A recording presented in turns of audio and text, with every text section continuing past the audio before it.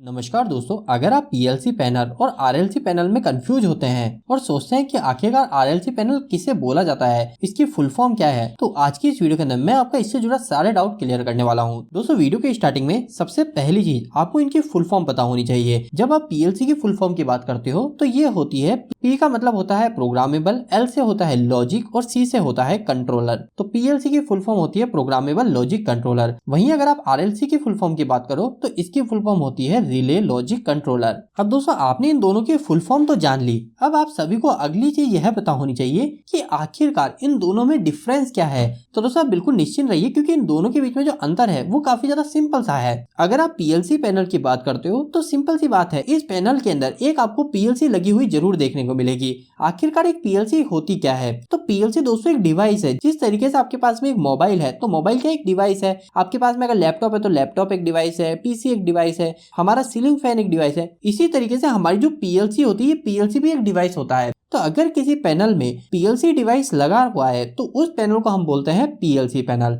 लेकिन वहीं अगर आप आरएलसी पैनल की बात करो तो दोस्तों, आरएलसी पैनल सिंपल सा पैनल वो होता है जिसके अंदर हम हमारी मशीन को जो ऑटोमेटिक कर रहे होते हैं। आप सभी एक बात तो जानते ही हो, हम चाहे किसी भी मशीन की बात करें, चाहे बड़ी इंडस्ट्री की मशीन की बात करें या फिर छोटी सी एक मोटर की ही बात करें, हम सभी चीजों में ऑटोमेशन चाहते हैं। हम चाहते हैं कि जिस तरीके से हम हमारी इस मोटर को ऑन कराना चाहते हैं उसके अकॉर्डिंग मोटर अपने आप स्टार्ट हो जाए, और हम जब चाहते हैं इस मोटर को बंद कर दे तो वो ऑटोमेटिक बंद हो जाए। सेम चीज हमारी मशीन के साथ में भी चाहते हैं। हम जब चाहते हैं कि हमारी ये वाली मशीन में ये पार्ट स्टार्ट हो जाए तो तब वो स्टार्ट हो जाना चाहिए, जब हम बंद करना चाहते हैं तो बंद हो जाए। तो ये जो ऑटोमेशन का काम होता है ना, ये इंडस्ट्री में जो किया जाता है वो दो तरीके से किया जाता है। वैसे और भी कई सारे मेथड होते हैं, लेकिन जो मोस्ट पॉपुलर जो मेथड है, जो आपको मैक्सिमम 99% इंडस्ट्री में देखने को मिलेगा, वो या तो होगा आपका पीएलसी मेथड। मतलब कि आपकी ये मशीन को ऑटोमेटिक करने के लिए आपकी इंडस्ट्री में एक लगा देंगे पीएलसी डिवाइस, और फिर उस पीएलसी डिवाइस की मदद से आपका कंट्रोलिंग कर लेंगे। लेकिन दूसरा मेथड जो होगा वो होगा दोस्तों आपका आरएलसी। आरएलसी के केस में अलग ये होता है, इसके अंदर आपके कंट्रोलिंग के लिए जो भी आपको ऑटोमेशन करना है उसके लिए आपको कॉन्टेक्टर लगाने पड़ते हैं, आपकी सेपरेट रिले लगानी पड़ती है, आपके टाइमर लाके लगाने पड़ते हैं फिजिकल। इसके अलावा एनओएनसी एड ऑन ब्लॉक लगाने पड़ते हैं। लेकिन जब आप पीएलसी की बात करते हो, जब आपने एक बार पैनल में पीएलसी लगा दी तो पीएलसी के केस में क्या है, आपको ये जो चीजें है ना, रिले हो गई, टाइमर हो गए, एनओएनसी एड ऑन ब्लॉक हो गए, ये सब चीजें आपको फिजिकली लानी नहीं पड़ती। आप क्या कर सकते हो, जो भी आपका पीएलसी है, इस पीएलसी का जो डिवाइस है इसके अंदर क्या एक सॉफ्टवेयर मिलता है आपको इसके साथ में, जिसको पीएलसी सॉफ्टवेयर बोलते हैं। तो उस सॉफ्टवेयर के अंदर हम क्या करते हैं, हमारी प्रोग्रामिंग कर लेते हैं। मतलब हमें अगर टाइमर लगाना है तो उस सॉफ्टवेयर के अंदर लगा लेते हैं, हमको फिजिकल टाइमर खरीद के लाने की जरूरत नहीं पड़ती। तो ये फायदा होता है पीएलसी का। तो आपको क्लियर हो गया पीएलसी और आरएलसी में क्या डिफरेंस है। अब हम आगे इन दोनों के बीच में मोस्टली जो डिफरेंस है वो जान लेते हैं, ताकि आपके इन दोनों के बीच में से सारे डाउट पूरी तरीके से खत्म हो जाए। लेकिन दोस्तों, आगे बढ़ने से पहले आप सभी के लिए काफी अच्छी अपडेट मैं देना चाहता हूं। मैं पिछले कई वीडियो के अंदर आपको बता रहा था कि बहुत ही जल्द पीएलसी से रिलेटेड एक अपडेट लाने वाला हूं, जिसकी मदद से कोई भी ऐसा पर्सन जो एक इलेक्ट्रिशियन है किसी इंडस्ट्री में, या फिर एक इलेक्ट्रिशियन हेल्पर भी है, तो भी वो आसानी से पीएलसी को सीख जाएगा। मतलब बिल्कुल जीरो से पीएलसी को सीख जाएगा और पीएलसी में प्रोग्रामिंग भी कर पाएगा, उसमें बेसिक मॉडिफिकेशन भी कर पाएगा। तो अगर आपकी भी इस तरीके की रिक्वायरमेंट है तो मैं आपको बताना चाहता हूं, आप सभी हमारे पीएलसी के कोर्स को एनरोल कर सकते हो। मैंने जो एक कोर्स बनाया है, इस कोर्स के अंदर मैंने एक एक स्टेप डिटेल में पीएलसी के बारे में बताई है। चाहे आपके पास में फिजिकल पीएलसी है, चाहे आपकी इंडस्ट्री में या घर में, तो भी आप सीख जाओगे। अगर आपके पास में फिजिकल पीएलसी नहीं है तो भी आप पीएलसी को सीख सकते हो। मैंने इसी तरीके से इस कोर्स को बनाया है। इस कोर्स के अंदर मैंने इतनी मेहनत करी है कि कई सारे वीडियो को मैंने रीशूट किया है। लगभग इस कोर्स को बनाने में मैंने 2 से 3 महीने खर्च करे हैं, और मैं आपको आश्वासन दिलाता हूं कि अगर एक बार आप इस पीएलसी के कोर्स को हमारे कंप्लीट कर लोगे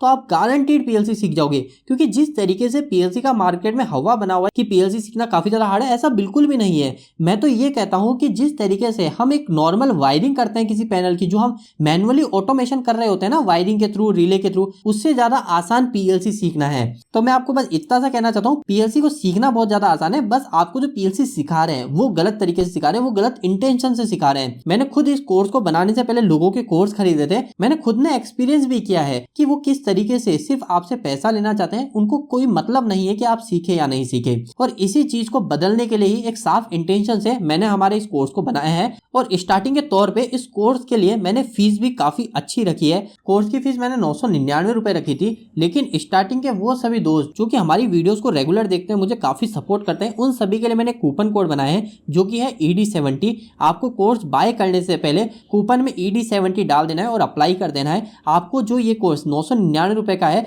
ये सिर्फ आपको 299 रुपए में मिलेगा। तो ये सिर्फ स्टार्टिंग के ही कुछ लोगों के लिए, तो आप अभी जाके इस कोर्स को एनरोल कर लीजिए। अभी हम आगे वापस से हमारी वीडियो में बढ़ते हैं कि आखिरकार PLC और RLC में डिफरेंस क्या होता है। तो दोस्तों, जैसे कि मैंने आपको ऑलरेडी बता दी कि PLC सिर्फ एक डिवाइस है। अगर किसी पैनल के अंदर हमने PLC को लगा दिया और उस PLC के सॉफ्टवेयर के अंदर अगर हम प्रोग्रामिंग करके हमारी मशीन को ऑटोमेटिक कर रहे हैं, तो ऐसे पैनल को हम क्या बोलते हैं? PLC panel. लेकिन ऐसा पैनल जिसके अंदर हम कोई PLC नहीं लगा रहे, हम जो ऑटोमेशन कर रहे हैं वो बेसिक कॉन्टैक्टर की मदद से, टाइमर की मदद से, रिले की मदद से, NONC एड ऑन ब्लॉक लगा के, इनसे अगर हम ऑटोमेशन कर रहे हैं तो उसे बोलते हैं हम RLC, मतलब रिले लॉजिक कंट्रोलर। तो ये तो इन दोनों में अलग अलग चीज हो गई। लेकिन इनमें मेन डिफरेंस की बात करें तो डिफरेंस सबसे बड़ा मेन जो आता है वो आता है कि PLC अगर हम यूज करते हैं तो इसकी वजह से हमारी जो प्रोग्रामिंग करना है, हम जो मशीन को ऑटोमेशन कर रहे हैं, प्रोग्रामिंग मतलब हमारी मशीन को जो ऑटोमेटिक कर रहे हैं, या फिर आप ऐसे भी बोल सकते हो कि हम जो वायरिंग कर रहे हैं, जो हम RLC के केस में क्या करते हैं, मैनुअली वायरिंग करते हैं, लेकिन PLC के केस में क्या करते हैं, हम सॉफ्टवेयर में वायरिंग कर रहे होते हैं।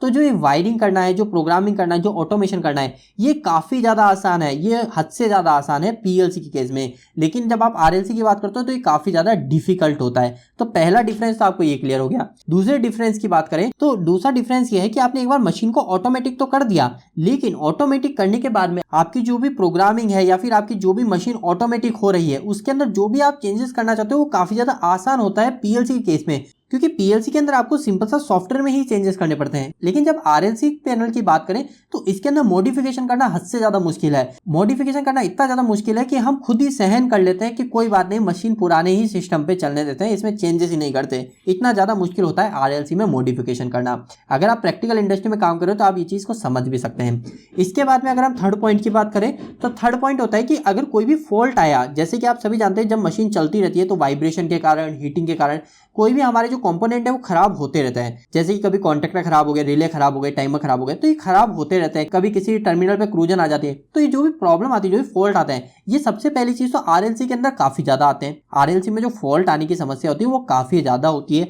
लेकिन PLC के अंदर फॉल्ट ही कम आते हैं। और दूसरी चीज, फॉल्ट कम भी आता है, साथ ही में फॉल्ट को जो ढूंढना है, जो ट्रबल शूट करना है, फॉल्ट ढूंढ के उसको रिपेयर करना, वो काफी ज्यादा आसान होता है PLC में। मतलब अगर किसी फॉल्ट को RLC के पैनल में सही करने में अगर 1 घंटा लग रहा है ना, तो उसी फॉल्ट को अगर आप PLC के अंदर देखोगे तो वो सिर्फ 2 मिनट में, 5 मिनट में सही हो जाता है। तो PLC में जो फॉल्ट रिपेयरिंग होता है, जो फॉल्ट को ट्रबल शूट करना होता है, वो हद से ज्यादा आसान होता है। इसके अलावा आखिरी एक और चेंज होता है कि इस PLC की जो लाइफ होती है वो काफी ज्यादा होती है, क्योंकि PLC के अंदर कोई भी फिजिकल आपको कंपोनेंट यूज नहीं करने पड़ते हैं। जैसे RLC के केस में आपको बहुत सारे टाइमर लगाने पड़ेंगे, NONC, रिले, ये सब चीजें लगानी पड़ती है। तो वो सब चीजें धीरे धीरे समय के साथ में यूज होते होते खराब भी होती है। लेकिन PLC के केस में ये सब चीजें होती नहीं है, तो वो खराब होने के चांसेस कम होते हैं। तो इसलिए PLC की लाइफ भी ज्यादा होती है। तो दोस्तों, यही मेन डिफरेंस है PLC और RLC में। उम्मीद करता हूँ आपको आज का ये वीडियो पसंद आया होगा। जाते जाते मैं आपको वापस बताना चाहता हूँ, अगर आप PLC सीखना चाहते हैं बिल्कुल जीरो से, तो मैं आपको बोलना चाहूंगा आप हमारे कोर्स को एक बार जरूर से इनरोल कीजिए। और आप सभी का भरोसा जीतने के लिए मैंने स्टार्टिंग में इस कोर्स को काफी कम कीमत में लॉन्च किया है। आप सिर्फ कूपन में ED70 डालिए और इस कोर्स को सिर्फ 299 रुपीज में इनरोल कर लीजिए। अगर आपको आज का ये वीडियो अच्छा लगा तो प्लीज इस वीडियो को लाइक करके बताइएगा। अगर आपका अभी भी इस वीडियो के प्रति इलेक्ट्रिक वीडियो कोई सवाल रह गया तो आप मुझे कमेंट बॉक्स में कमेंट करके पूछ सकते हैं। इलेक्ट्रिक की वीडियो अगर आप हिंदी में पसंद करते हैं, आज हमारे चैनल को सब्सक्राइब कर लीजिए। आज के लिए इतना ही, धन्यवाद।